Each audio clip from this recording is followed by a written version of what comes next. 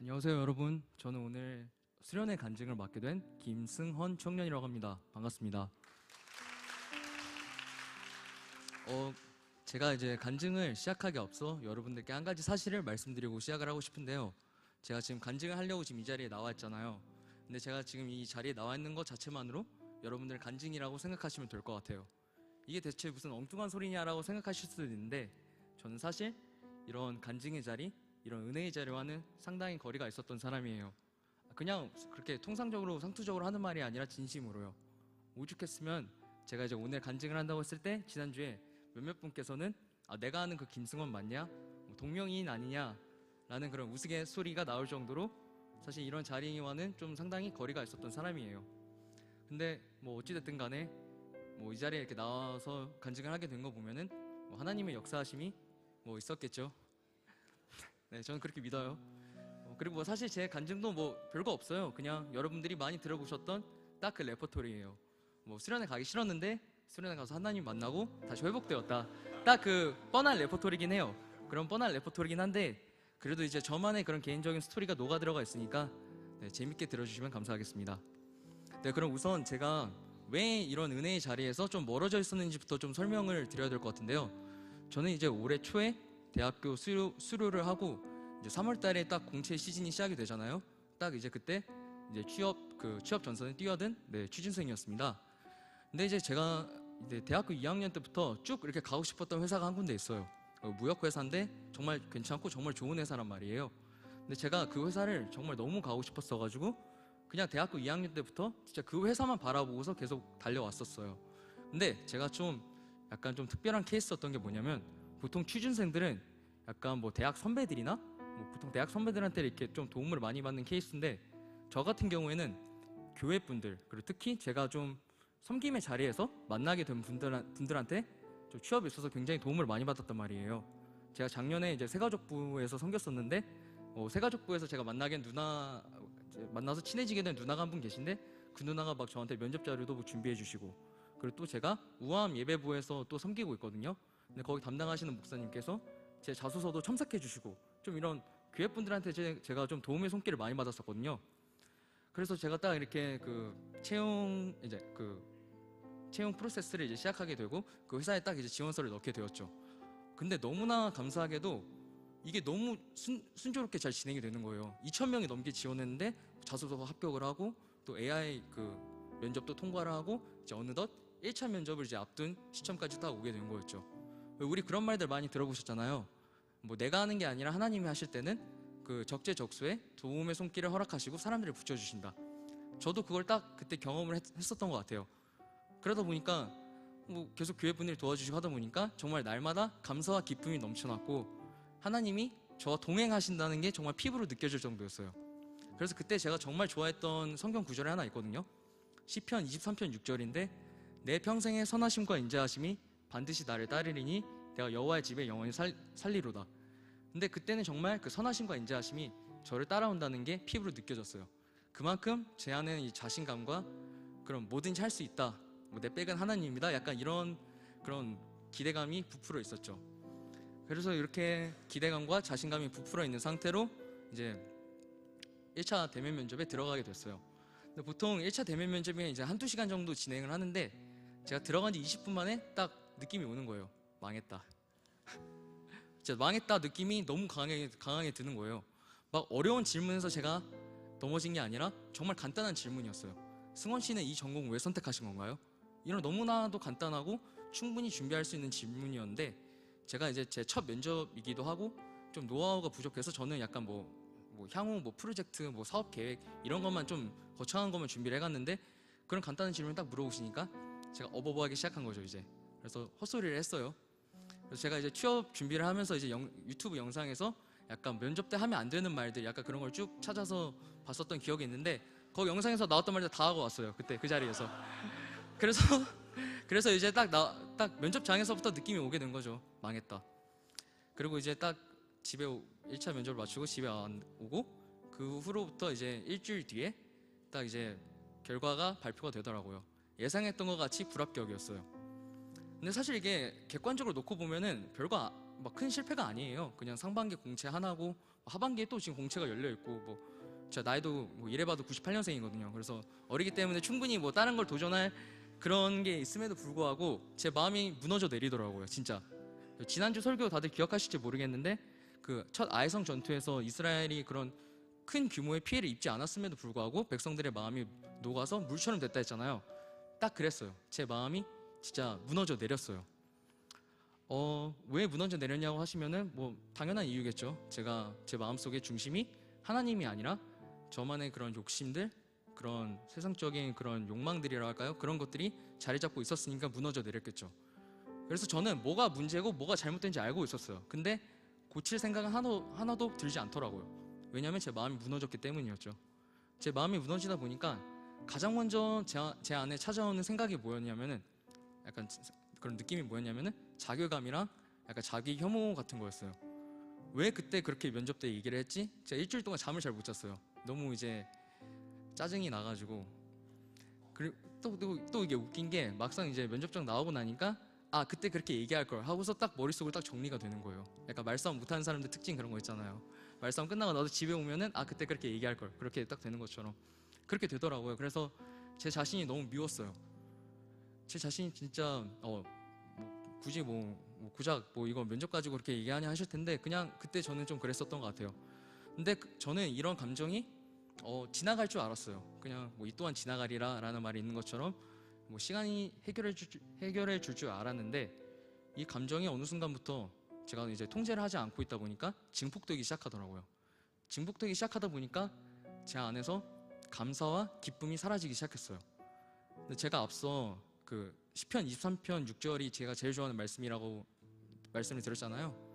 근데 어느 순간부터 그게 동의가 되지 않기 시작하는 거예요. 내 평생의 선하심과 인자하심이 반드시 나를 따라온다는데 대체 어디 있다는 거지? 그게 동의가 안 되는 거예요, 그냥. 근데 이러다 보니까 감사와 기쁨이 사라지다 보니까 자연스럽게 찬양과 기도가 멈추게 되더라고요. 찬양과 기도가 멈추게 되니까 바로 다음 스텝이 뭐였냐면은 제가 왜 예배를 드려야 되는지 이해가 안 되기 시작하는 거였어요. 물론 머리로는 이해가 되죠. 왜 예배를 드려야 되는지. 근데 마음속으로는 제 자신한테 물어봤을 때 너가 과연 진짜 예수님 한 분만으로 이렇게 진짜 감사함으로 즐거움으로 기쁨으로 진짜 진정한 예배를 드릴 수 있냐 했을 때 아닌 거예요. 제 안에 해결되지 않은 그 취업의 문제가 있다 보니까 기쁨으로 진심으로 예배가 나오지 않았던 거예요. 그래서 결국에는 이게 어디까지 이어졌냐면 하나님의 향한 원망으로까지 이어지게 되었어요. 그래서 이런 상황에 있다 보니까 정말 제 마음이 진짜 돌처럼 완악하게 굳어지는 걸 제가 경험을 했어요. 우리 출애굽기 보면은 바로의 마음이 완악해졌다 나와 있잖아요. 저는 거기에 공감이 돼요. 이게 어떤 느낌인지 알겠더라고요. 머리로는 죄인 걸 알매도 불구하고 마음속에서는 죄책감과 죄의식 그런 게 전혀 들지가 않았어요. 근데 그렇게 해서 그게 사실 얼마 안 됐어요. 불과 한 달 전? 한 달 전 일이에요, 진짜. 그런 상황에서 이제 어느덧 수련의 시즌이 다가온 거죠. 그래서 이제 주위 분들께서 저한테 승원아 같이 수련회 가자 이런 말씀을 많이 하셨는데 저는 정말 가기 싫었어요. 단순히 시간적 여유가 안 돼서 낯선 환경들 낯선 사람들과 어울리는 게 싫어서가 아니라 그냥 예배를 드리기 싫은 거예요. 가서 3박 4일 동안 계속 예배를 드릴 텐데. 그러다 보니까 제가 주일에 와서 예배를 드릴 때도 주위 사람들이 이렇게 기쁨에 손뼉 치면서 찬양하는 걸 봤을 때 저 사람들은 왜 저렇게 기쁘지? 라는 생각이 드는 거예요. 그냥 저는 안에 계속 공허함만이 남아 있었으니까. 근데 어느덧 이제 수련회 일주일 전까지 딱 다가온 거죠. 계속 신청을 안 하다가.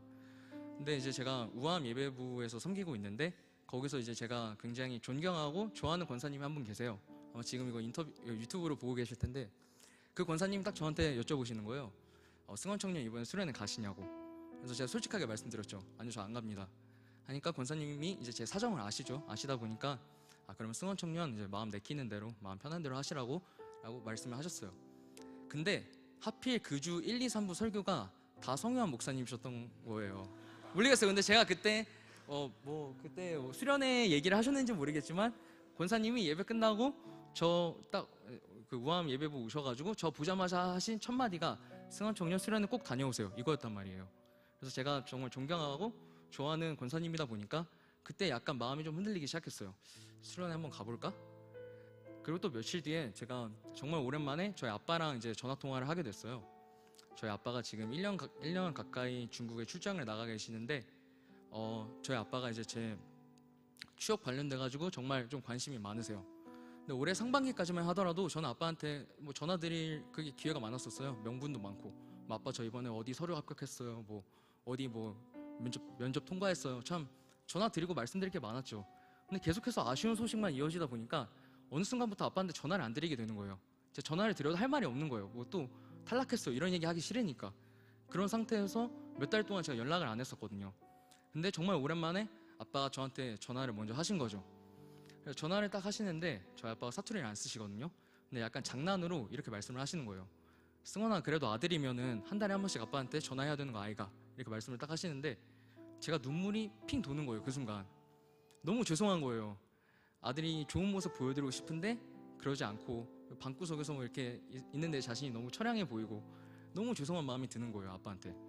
근데 여기서 정말 또 신기했던 게 뭐냐면은 단순히 제 아빠한테만 죄송스러운 마음이 든 게 아니라 또 다른 아버지 한 분한테도 죄송스러운 마음이 들더라고요. 하나님 아버지. 근데 저는 이걸 어떻게 논리적으로 설명을 드릴 수가 없어요, 여러분들한테.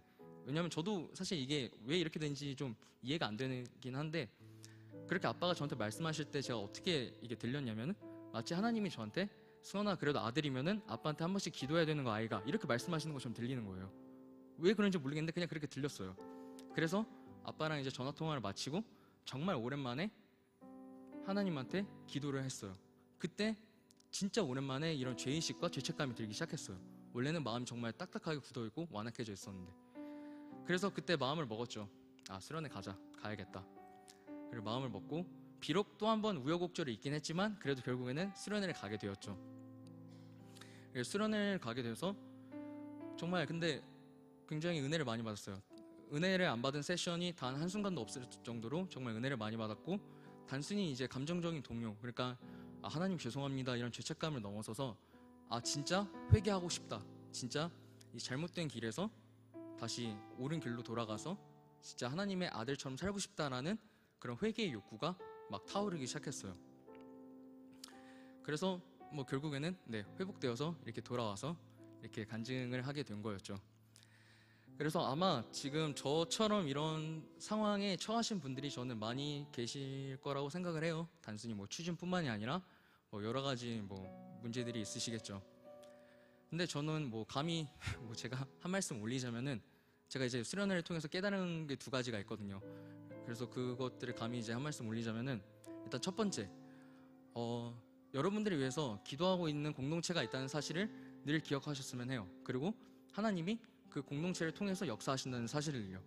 저도 사실 그 정말 얼마 전까지만 하더라도 그 진짜 지옥 같은 그 순간에 있을 때는 제가 가장 듣기 싫었단 말이 그거예요. 너를 위해서 기도해 줄게. 아니, 기도하면 뭐 바뀌나? 현실이? 바뀌는 거 하나도 없는데 너무 짜증이 나는 거예요. 맞아요. 실제로 제 상황은 뭐 바뀐 게 없어요, 현실은. 물론 바뀌는 케이스도 있지만 저는 아니었어요. 뭐 제 불합격이 합격으로 바뀌지는 않았고요. 거기 제가 지원했던 회사 처음부터 다시 지원해야 돼요. 지금 하반기 공채가 열려가지고 처음부터 자소서 다시 쓰고 그 빡빡한 그 채용 절차를 처음부터 다시 시작해야 돼요. 바뀐 게 하나도 없어요. 그런데 바뀐 게 하나가 있어요. 제가 바뀌더라고요. 네, 진짜 제가 바뀌더라고요. 제가 그때 당시만 해도 이런 말을 정말 듣기 싫었었는데 뭐 제가 어떻게 바뀌고 싶어서 바뀐 게 아니에요. 여러분들한테 앞서도 말씀드리긴 했는데 제 마음은 정말 딱딱하게 굳어있고 완악해진 상태였었단 말이죠. 근데 어느 순간 제가 바뀌기 시작하더라고요. 뭐 그거는 하나님의 전적으로 뭐 일방향적인 그런 은혜와 역사하심이 있었기 때문에 이루어진 거라고 생각을 하는데, 그게 이루어지기 위해서는 공동체의 중보기도가 먼저 있었기 때문에 전 그게 이루어졌다 생각을 해요. 저는 잘 몰랐어요. 저를 위해서 이렇게 중보기도를 해주시는 분들이 그렇게 많을지라는 걸. 그렇기 때문에 저뿐만이 아니라 여러분들을 위해서도 지금 저희 교회에 있는 그런 지체들이 다 중보기도를 하고 있다는 사실을 늘 기억하시길 바랄게요. 그리고 두 번째, 내 평생의 선하심과 인자하심이 반드시 나를 따라온다는 사실을 여러분들이 기억하시기를 바랄게요. 맞아요. 우리가 생각하는 그 선하심과 인자하심은 하나님이 생각하시는 선하심과 인자하심과 다를 수가 있어요. 제가 생각했던 선하심과 인자하심은 제가 가고 싶었던 그 좋은 회사에 합격하는 게 선하심과 인자하심이 나를 따라온다의 뭐 증거라고 해야 될까요? 였거든요. 근데 하나님은 그렇게 역사를 하시지 않으셨어요. 그렇기 때문에 제가 그렇게 안 됐을 때 굉장히 실망을 많이 하고 그 구절에 동의가 안 됐었던 거죠. 그럼 하나님이 저한테 어떤 방식으로 선하심과 인자하심을 역사하셨냐면, 이미 여러분들한테 말씀을 드렸잖아요. 제가 어떻게 수련회를 가게 됐는지. 이거는 저는 절대 뭐 우연으로 일어날 수 있는 일이 아니라고 생각을 해요. 제가 지금 돌이켜봐도 정말 적재적소에 때에 맞춰가지고 도움의 손길들을 허락하셨더라고요. 그제서야 비로소 제가 하나님이 말씀하시고자 하는 그 선하심과 인자하심이 반드시 나를 따라온다는 게 어떤 의미인지 조금씩 이해가 되기 시작하더라고요. 그렇기 때문에 뭐 저와 이런 비슷한 상황에 처해 계신 여러분들께 제가 또 뭐 한 말씀 드리자면은, 뭐 여러분들이 얼마나 그런 어려운 상황 가운데 처해 계시더라도 이 두 가지 사실을 늘 기억하시면서 그 믿음의 끈을 절대 놓지 마시고 하나님과 동행하시면서 마지막 날까지, 우리 인생의 마지막 순간까지 승리하시는 여러분들이 되시기를 예수님의 이름으로 축복하겠습니다. 감사합니다.